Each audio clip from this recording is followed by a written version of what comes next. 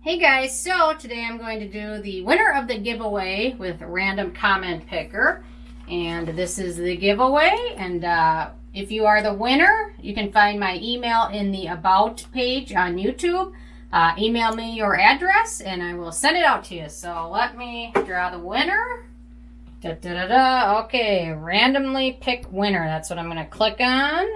And it's all comments that are through Sunday at 1:16.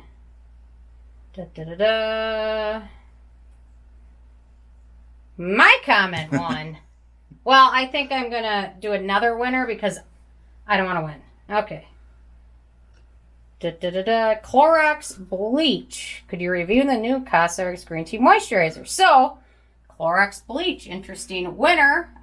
So if that's you, send me your info and I'll get it in the mail to you. So anyway, so congratulations. I'll be doing another giveaway. I've got a lot of stuff I want to give away. So anyway, I thought I would just talk a little bit today about the Kosas. I don't know if that's the right pronunciation, but I can mispronounce anything on any given day.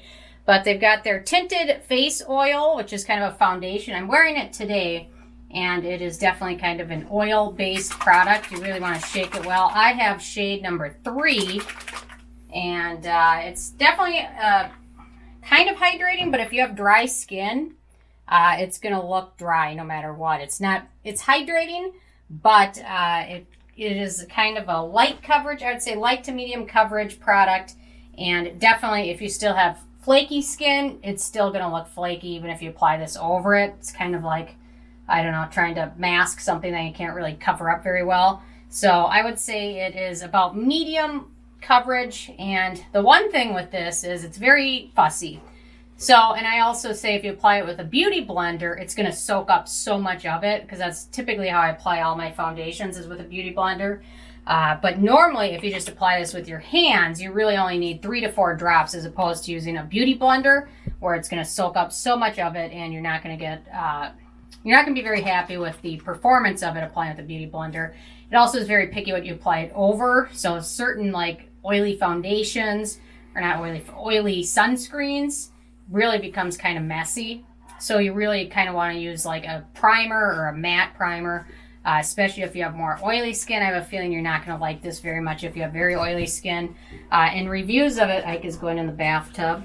The reviews of it are super hit or miss. People either love it or hate it. I've talked to people that have used it, and they're usually either they really like it or they really dislike it. I've been playing around with it for months now, just trying to get my opinion on it. And overall, I like the formula. It's a pretty clean formula. It's got some good oils in there, vitamin E, some good extracts in there. It doesn't have any scent or fragrance or alcohol, so it is good for your skin. Last night, I did microneedling, and I started to apply a different foundation with sunscreen in it. And after microneedling, my skin started to really get itchy with a lot of different sunscreens, especially if they're like zinc-based sunscreens. So I cleaned that off and started all over with this foundation, and it seemed to like my skin a lot more. It's pretty clean with in terms of like no fragrances, not a lot of like preservatives and things like that. So it is kind of good for your skin. But if you have very acne prone skin, I would caution, because there's a lot of oils in there, avocado oil, vitamin E, things like that. So I think rosehip oils in there too. So some of them, not all of them are pore clogging, but a few of them are. So I highly recommend, if you're going to pick it up, try and get a sample of it first, because you don't want to be in that group of people that really dislikes it. I, on the other hand, I didn't really love it or hate it. It's kind of a decent foundation, but fussy. So it just depends on what you apply underneath it. And then you're definitely going to apply a good setting powder over it to avoid kind of a shiny looking finish, because it does set to a definite radiant finish, which some people love. I like it a little bit, but not too much where I look greasy. So definite setting. I used a couple setting powders over it today. I used the new Azure powder, and then I used the Cover FX Perfect Setting Powder over it as well to kind of avoid looking too greasy. So, I don't know. I'm still kind of on the fence about it. It is a very clean formula, no fragrance, no alcohol. So it's good. The packaging is good, but the cost-benefit ratio for it, because it does tend to go pretty fast, especially if you use a beauty blender or a brush. Brushes didn't seem to apply the best. It ended up looking pretty streaky. So I think your best way to do it is apply with your hands. So some people, I really like a beauty blender because I think it makes it easier, a little bit less work, but it does soak up so much of it. So anyway, I thought I would do a quick review of this because I haven't generated a whole ton of other opinions on it. So anyway, so the other thing I wanted to mention in the video is I want to know what you guys want me to review. So if you have any definite products, let me know. And then I've got a couple of brands. I know I've been asked about all three of these. Which ones are you guys most interested to see?